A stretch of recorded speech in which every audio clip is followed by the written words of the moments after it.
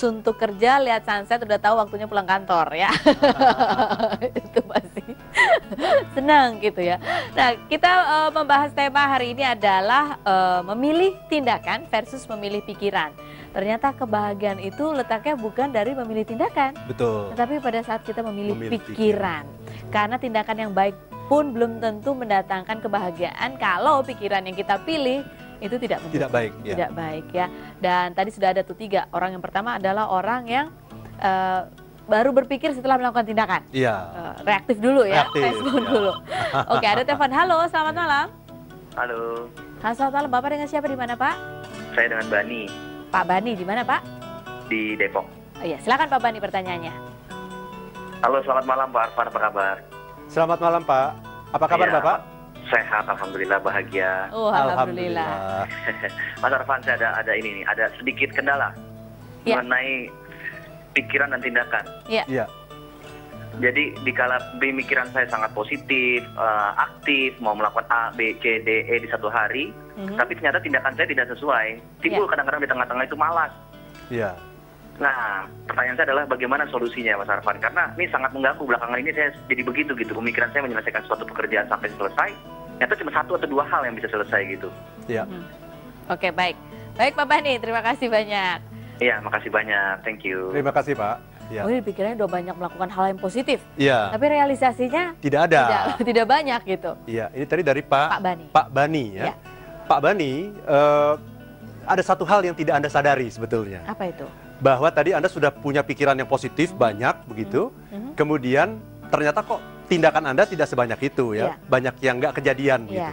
Karena sesungguhnya antara pikiran positif dan tindakan Anda itu ada pikiran-pikiran lain yang negatif yang tidak Anda sadari. Itu masalahnya. Bisa ya? Ada bisa. Pikiran yang tidak kita sadari? Bisa. Oke. Lalu gimana cara kita menyadari atau bahkan mungkin apa? Mengeliminirnya? Iya. Jadi begini, ketika kita berpikir yang positif ya, misalnya begini, kita berpikir bahwa hari ini ya saya pasti bisa ya. Pokoknya saya mau presentasi di depan orang dan saya pasti bisa. Nah, itu kan pikiran pertama kan? Sebelum kita presentasi, ternyata banyak pikiran-pikiran lain yang masuk ke kepala kita. Yang ganggu ya? Yang mengganggu, misalnya saya pasti bisa. Ragu. Kayaknya enggak deh. Kayaknya presenter yang pertama lebih bagus deh. Saya kan belum punya pengalaman di depan kamera, misalnya begitu. Saya kan belum pengalaman berdiri di depan orang banyak. Nah, pikiran-pikiran itu yang mengganggu. Yang tidak kita sadari.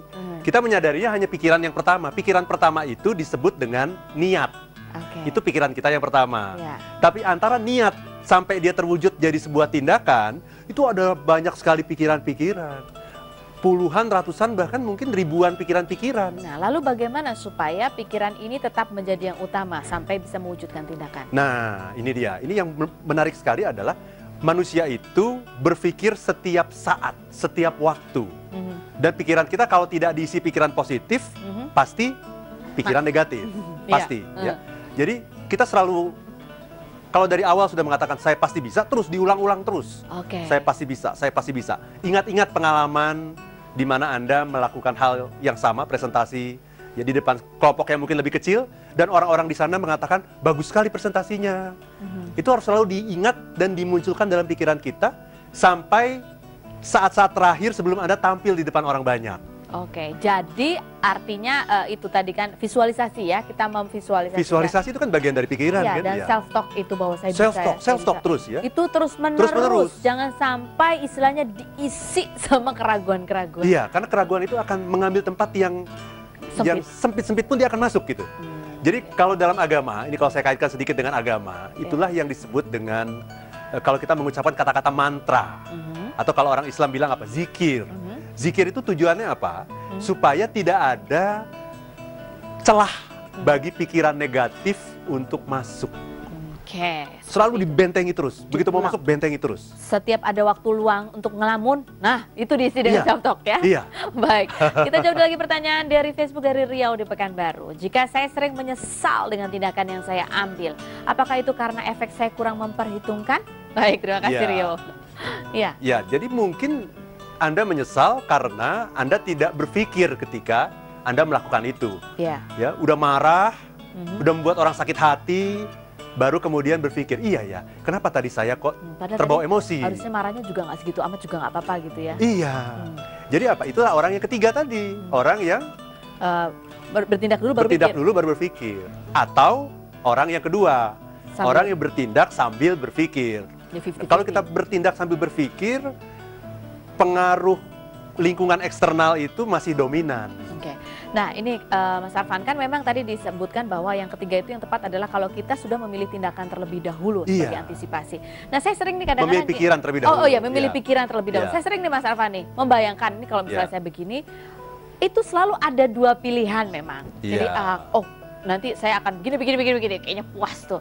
Tapi nggak juga ya, kalau begini, kayaknya bisa juga. Tapi selalu ada dua hal, pikiran pun selalu dua hal. Sampai bingung milihnya sampai hari H, ketika kejadian itu berlangsung. Nah, itu bagaimana caranya kita memilih pikiran mana yang kita pilih, yang kita betul-betul merasa bahwa itu kebahagiaan, bukan hanya kepuasan. Nah, ini pertanyaan bagus sekali ya, dan saya kira banyak dialami oleh semua orang ya. Jadi setiap pilihan, jadi kemampuan terbesar manusia sesungguhnya adalah memilih pikiran. Itulah perbedaan manusia dengan yang bukan manusia. Ya. Nah, setiap pikiran yang kita pilih nanti akan ada konsekuensinya. Nah, mari kita pikirkan konsekuensinya, plus minusnya. Dan itu harus betul-betul dalam bentuk yang visual begitu. Kalau saya melakukan ini, kira-kira respon orang seperti apa ya?